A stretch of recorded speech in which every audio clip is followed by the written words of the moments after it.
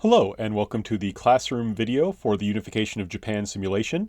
This is a video designed to be played in the classroom so that students can follow along and play this activity.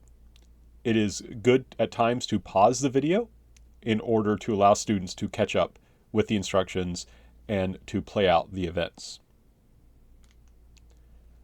This game uses dice called percentile dice. These are dice that give you a percentage. So for example, the dice on the left is the tens, the dice on the right are the ones. If you were to roll an 80 and a 4, you would put those numbers together and get 84, or 84%. What's important is you want to roll low. For example, if you had a 70% chance of something happening, it would make sense that you would have to roll under that, because that would be 1 to 70 would be 70. Whereas if you rolled over it, that would be the 30% chance of it not happening, right? So just keep in mind, low numbers are good. You'll have a target number. You'll want to roll at or under that target, right? So if your target number was 70, this would be a failure because you rolled an 84, which is above 70. However, if your target number was 90, this would be a success because you rolled under 90. Now, one thing that makes these dice complex is the zeros. So if you roll on the left a double zero and you roll like a 4 on the dice on the right, that's a 4. Double zero on the left and an 8 on the right, that's an 8.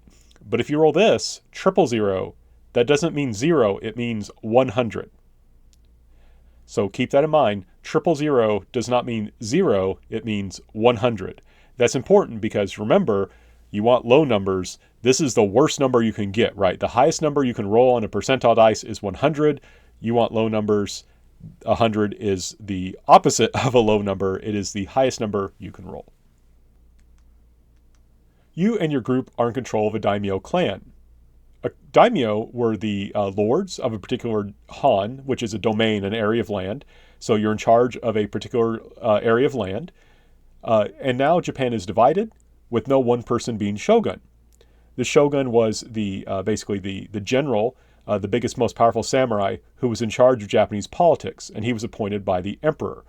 During this time period, there was no one single samurai who was the most powerful, who could keep the country united and at peace, leading the country to break out into a massive civil war.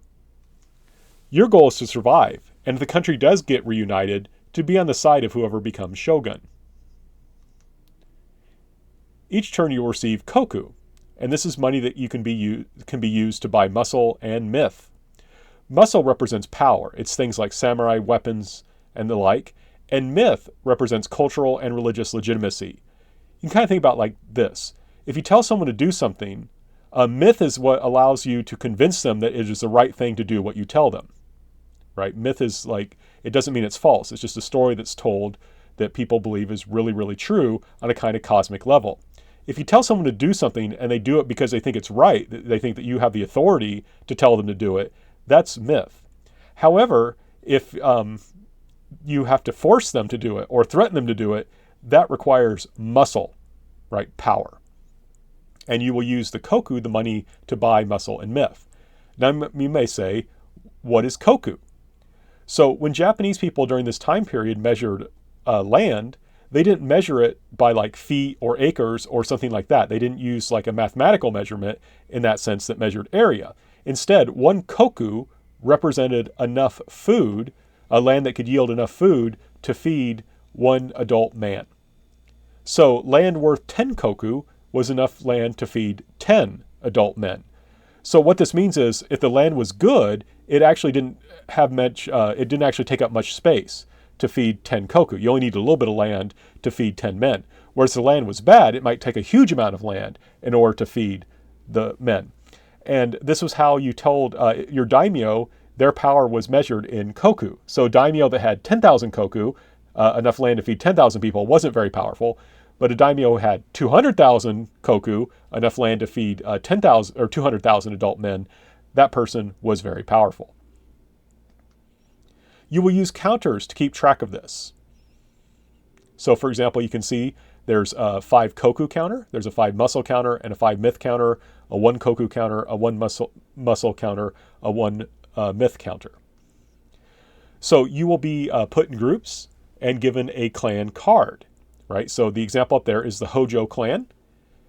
And you will take myth and muscle equal to what is on your clan card. You only do this once per group, not for each group member, right? So the Hojo clan would start with 45 myth. You would take like 9 of those 5 myth counters and 5 of those muscle counters.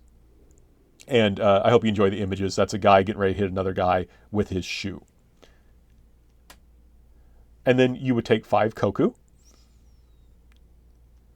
And then you would draw a card and make changes based on what it says. So for example, if you drew that card there that says bumper crop, you would give yourself 10 additional koku. You can now make changes to your resources by spending your koku. 1 koku buys 1 muscle or 1 myth. You don't have to spend all your koku, but it's probably better to.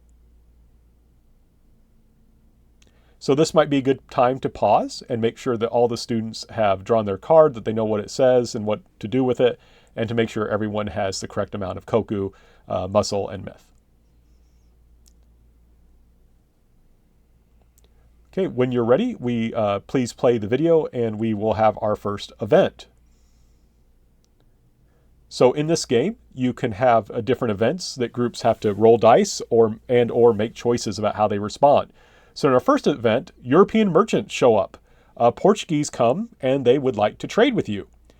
They bring some interesting things like guns that they are willing to trade with you.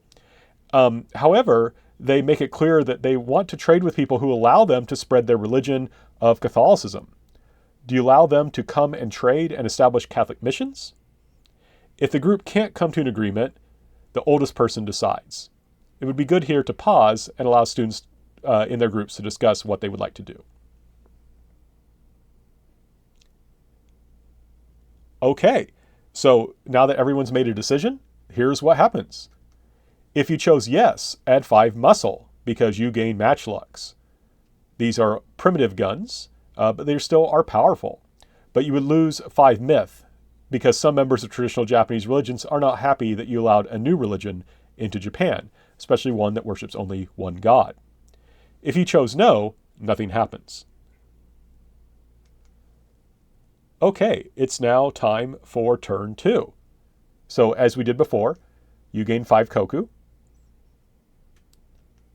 Draw a card and make changes based on what it says. Make changes to your resources by spending your koku, keeping in mind that 1 koku buys 1 muscle or 1 myth. And you may want to pause it here and then unpause when you're ready, and we'll have our next event. Our next event is the Iko-Iki Rising. Iko-Iki were groups of Japanese Buddhists who worshipped Amida, a particular Buddha, and they don't like the samurai being too powerful, and so they have risen in rebellion. These are mostly peasants and merchants. You must either crush the rebellion by rolling at or under your current muscle, or convince the rebels that you are a friend of Amida so that they will lay down their arms by rolling at or under your current myth. So remember those percentile dice. So you would roll them. If you have a muscle of 50 and you roll a 30 and you've decided to use muscle and you choose one or the other, muscle or myth, you would pass that roll, right? Because 30 is less than 50. However, let's say that you rolled 60 and your muscle score is 50, you would fail. So go ahead and roll your dice, see how you do. And then when you're ready to see the results, unpause the video. If you succeeded in putting down the Iko-Iki Rising, add +5 muscle and +5 myth. If you failed, lose 5 muscle and 5 myth. All right, it is time now for turn 3. You gain 5 koku. Draw a card and make changes based on what it says. Make changes to your resources by spending your koku. 1 koku buys 1 muscle or 1 myth.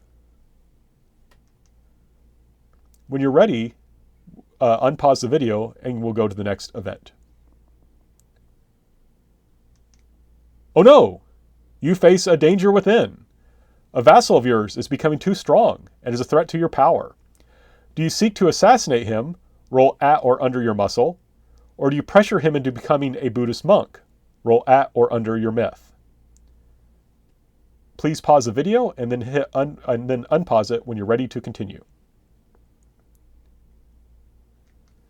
If you succeeded in assassinating your vassal, you gain 5 muscle. You control his samurai directly, but you lose 5 myth. People figure out was you. If you succeeded in convincing your vassal to become a monk, you gain 5 myth. People are impressed by your piety, but you lose 5 muscle. Some of his samurai follow him into the monastery. If you failed in your attempt, either way, you lose 5 myth and 5 muscle as people see you as incompetent and your vassal leaves your service. Now time for turn 4. You gain 5 koku. Draw a card and make changes based on what it says. Make changes to your resources by spending your koku. 1 koku buys 1 muscle or 1 myth. And when you're ready, hit unpause and we'll have our next event. Oh no, Oda Nobunaga has been assassinated. He was someone who people thought would become the next shogun. He was on his way to unifying Japan, but he was betrayed by one of his vassals and has died. Who will be the first to join with Toyotomi Hideyoshi to avenge him? Everyone, all the groups, make a muscle check. Whoever rolls the lowest below their current muscle wins. So for example, if you rolled a 50, or if your muscle is 50 and you rolled a 10, your score is a 40, right? You rolled 40 under. However, if your score is a 70 and you rolled a 50, your score would be a 20, right? So even though the other person has a lower muscle, they rolled further under it. So you're subtracting the number. The biggest difference between what you roll and the muscle score is the winner. So everyone makes a muscle check. Every group, you're trying to roll to see who has the lowest below their current muscle. The winner is the first to join with Toyotomi Hideyoshi and avenge Oda Nobunaga. That clan gains 10 muscle and 10 myth. No one else loses anything. It's just that one clan, whoever did the best, gains 10 muscle and 10 myth. It's now time for our 5th turn. You gain 5 koku. Draw a card and make changes based on what it says. Make changes to your resources by spending your koku, keeping in mind that 1 koku buys 1 muscle or 1 myth. When you're ready, please unpause the video and for the next event. Your clan has been summoned to an imperial celebration at an important Shinto shrine. Make a myth check.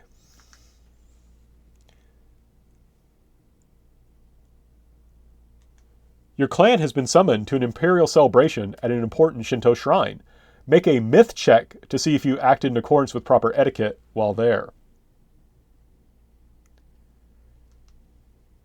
If you succeeded, you acted properly and gained +5 myth. If you failed, you stuck your chopsticks upright in a bowl of rice, a serious faux pas, as that means it is an offering for the dead. It implies that you wish that the people you were with were dead. You lose 5 myth. Turn 6. You gain 5 koku. Draw a card and make changes based on what it says. Make changes to your resources by spending your koku. 1 koku buys 1 muscle or 1 myth. When you're ready, please unpause the video and go to the next event. Toyotomi Hideyoshi, who's also now on his way to unifying Japan, has decided to invade Korea. Do you join him voluntarily, or do you resist? If you choose to resist, try and roll at or under your muscle or myth score, your choice.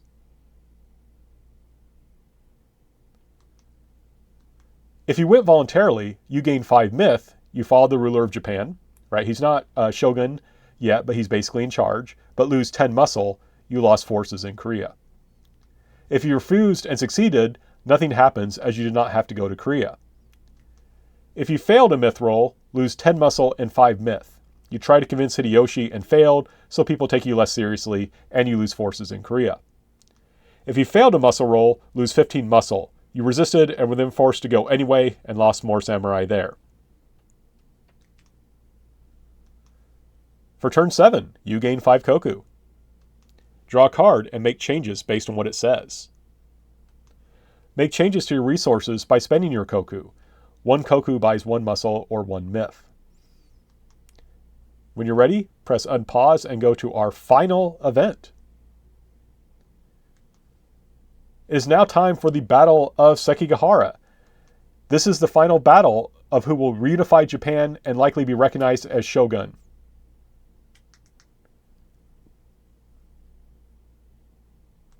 It is now time for the Battle of Sekigahara. This is the final battle. It will determine who will unify Japan and likely be recognized as shogun.